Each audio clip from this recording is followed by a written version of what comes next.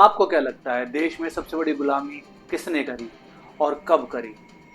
अंग्रेजों ने 200 साल या फिर मुगलों ने लगभग 400 साल या फिर वो गुलामी जो सदियों से चली ऊंच नीच जात के ऊपर जिसके खिलाफ खड़े हुए थे ज्योतिराव फूले।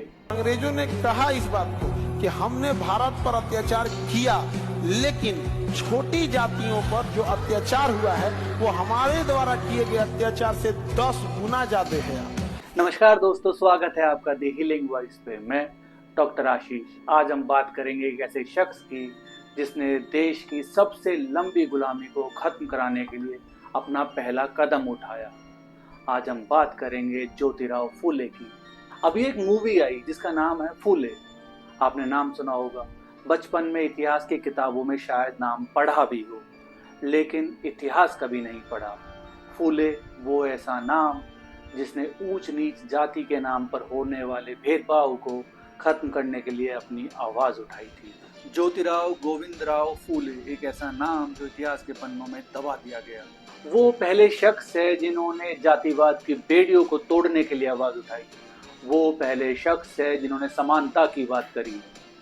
वो जिनकी आवाज तब उठी थी और आज भी सोसाइटी में गूंज रही है। ज्योतिराव फूले का जन्म 11 अप्रैल 1827 को पुणे के एक निम्न जाति के परिवार में हुआ था। यह बात आज के समय भले ही सामान्य सी लगे, लेकिन उस समय इस बात ने फूले के जीवन को एक विशेष दिशा दी थी। उनकी शिक्षा का रास्ता बहुत कठिन था, क्योंकि उस समय ब्राह्मणवादी सोच के विपरीत चलना सोसाइटी के लिए लगभग असंभव था, जो उन्होंने करके दिखाया। खुद भी शिक्षित हुए और आने वाली पीढ़ियों के लिए भी रास्ता खोला। उन्होंने शिक्षा और समानता की बात करी, जिसके लिए संघर्ष भी हुआ। फूले ने सत्यशोधक समाज की स्थापना 1873 में की। यह समाज उस समय के ब्राह्मणवादी और जातिवादी समाज को चुनौती देने के लिए था। उनका मुख्य उद्देश्य था समानता। फूले का मानना था कि हर व्यक्ति को जन्म से पहले ही किसी जाति में बांटा नहीं जा सकता। जातिवादियों ने उन्हें गालियां दी, धमकियां दी, लेकिन उन्होंने कभी हार नहीं मानी। शायद यही उनकी सबसे बड़ी ताकत थी।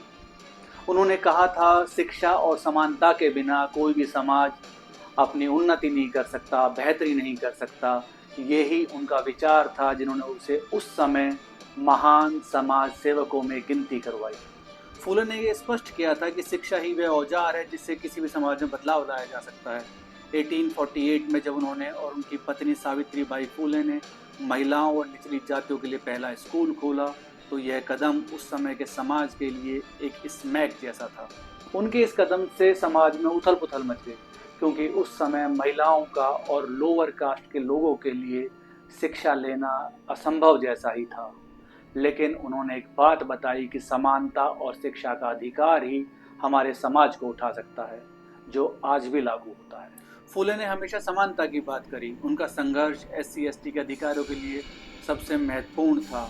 उन्होंने SC/ST में ये विश्वास दिलाया कि उनको भी कभी बराबरी का अधिकार मिल सकता है। उन्होंने विधवाओं के पुनर्विवाह के लिए भी अभियान चलाया, जिससे समाज में बवाल मचा। फूले का कहना था, अगर समाज में कोई भी व्यक्ति दबकर जी रहा है तो वह समाज कभी प्रगति नहीं कर सकता। हम सबको समान अधिकार देने होंगे, चाहे वह किसी भी जाति या धर्म से हो। आज भी फूले की संघर्ष की कहानी हमें कभी ना हार मानने की प्रेरणा देती है। उनका योगदान केवल SC/ST के अधिकारों तक सीमित नहीं था। उन्होंने महिला शिक्षा, बाल विवाह और जातिवाद जैसे सामाजिक बुराइयों को समाप्त करने के लिए जीवन भर संघर्ष किया। कभी कभी लगता है, अगर फूले ना होते तो हम पढ़े लिखे तो होते, लेकिन शायद अंधविश्वास और जात के जाल में फंसे होते। वो ऐसे थे जिन्होंने पेन और स्कूल का रास्ता दिखाया, लेकिन आज हम उनका पूरा नाम तक नहीं जानते। अगर आप इनकी कहानियों को पढ़ेंगे और समझेंगे तो शायद आपको रिजर्वेशन सिस्टम भी समझ आने लगे। हम ये नहीं कहते कि रिजर्वेशन सिस्टम सही है या फिर रिजर्वेशन सिस्टम गलत है, लेकिन हम ये जरूर कहते हैं कि इसको समझने के लिए आपको भारत का इतिहास पढ़ना और समझना जरूर पड़ेगा। धन्यवाद।